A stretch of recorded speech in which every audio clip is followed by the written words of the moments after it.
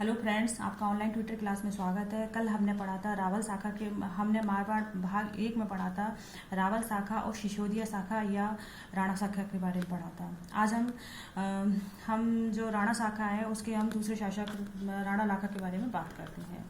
1382 ईस्वी में राणा लाखा का जो शासन काल था वो 1382 था। राणा लाखा के काल में एक बंजारे ने पिछोला झील जो कि 14वीं सदी में उदयपुर में बनवाई थी। ठीक है फ्रेंड्स, राणा लाखा के काल में ही राणा लाखा क्या मतलब इनके लिए लक्की कहा जाए, वो क्योंकि सारे जितने भी काम थे इनके बिना किए हुए सारे अच्छे अच्छे काम इनके काल में हो गए। जैसे पिछोला झील मतलब बंजारे ने बनवा दी, उसका श्रेय इनको मिल गया। दूसरा, इन्हीं के काल में जावर की जो एशिया की सबसे बड़ी चांदी की खानें वो भी इन्हीं के शासन काल में मिली थी। तीसरा, और हिंदुस्तान जिंक लिमिटेड फ्रेंड्स ये कहाँ स्थित है, जो क्वेश्चन आता है तो वो भी देवारी उदयपुर में स्थित है। राणा लाखा के बारे में कहा जाता है कि जो मारवाड़ का शासक था हरनमल राठौर, उन्होंने क्या किया था, उन्होंने अपनी बहन हंसाबाई के रिश्ते के लिए जो राणा लाखा के बड़े बेटे थे राणा चूड़ा के लिए नारियल भेजा। फ्रेंड्स क्या होता था, जैसे संबंध करना होता था तो उस समय मतलब नारियल भेजते थे कि भाई हमें अपनी बहन का संबंध यहाँ करना है, तो वहाँ नारियल भेज दिया। फ्रेंड्स वहाँ नारियल भेजा। अब वो नारियल क्या राणा लाखा की वजह उनके राणा लाखा के पास पहुँच गया।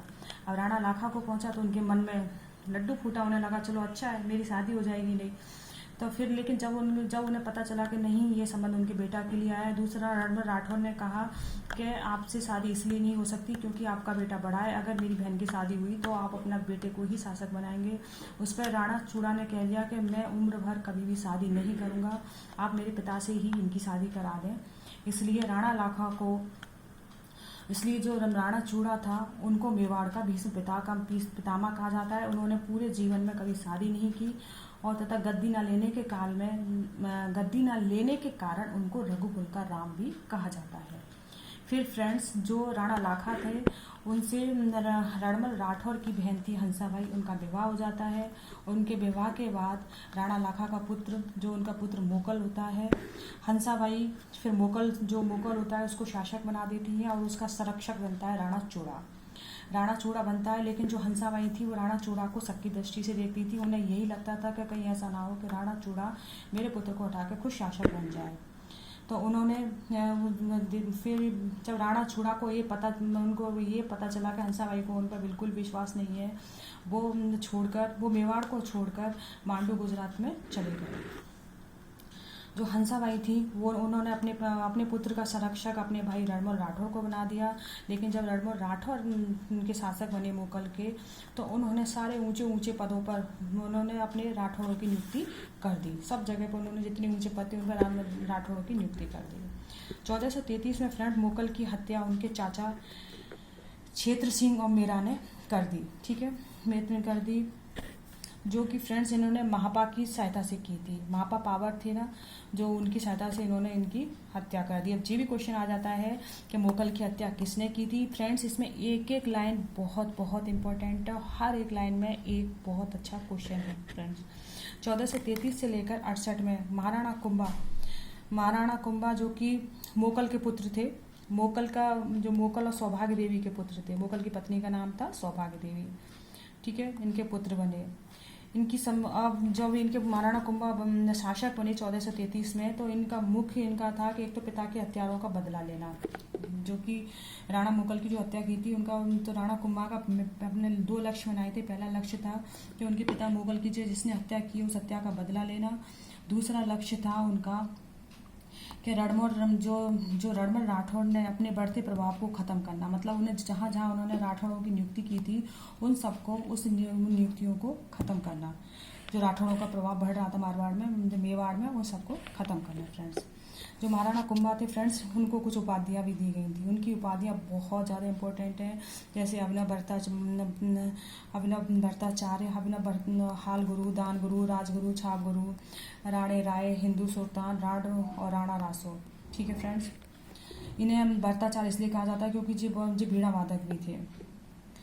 अब जो महाराणा कुंभा थे, इन्होंने इनके जो विद्रोही थे चाचा मेरा व मावा पावर की इन्होंने क्या किया, इन विद्रोही जो ये तीनों विद्रोही थे इनके, ये मालवा के महमूद खिलजी की शरण में चले गए।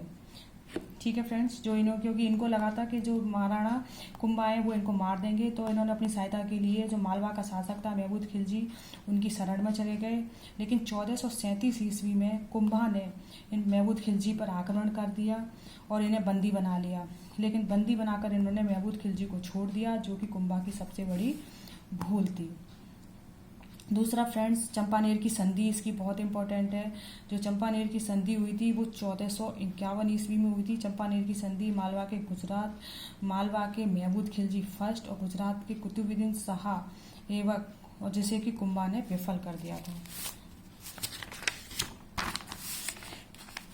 मालवा की विजय के उपलक्ष्य में जब फ्रेंड्स कुंभा ने मालवा पर विजय प्राप्त कर ली थी, तो उसकी विजय के उपलक्ष्य में उन्होंने चित्तौड़गढ़ में विजय स्तंभ या कीर्ति स्तंभ या जय स्तंभ चित्तौड़ या विष्णु स्तंभ के नाम से, जो विजय स्तंभ है ना फ्रेंड्स, उसे कीर्ति स्तंभ भी कहा जाता है, जय स्तंभ भी कहा जाता है और विष्णु स्तंभ भी कहा जाता है। इसका निर्माण किया था।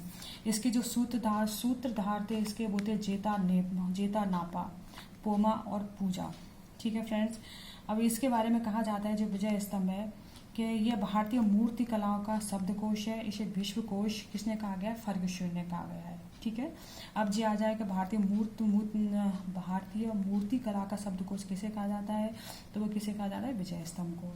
भारतीय मूर्तियों का अजायब घर विजय स्तंभ को कहा जाता है।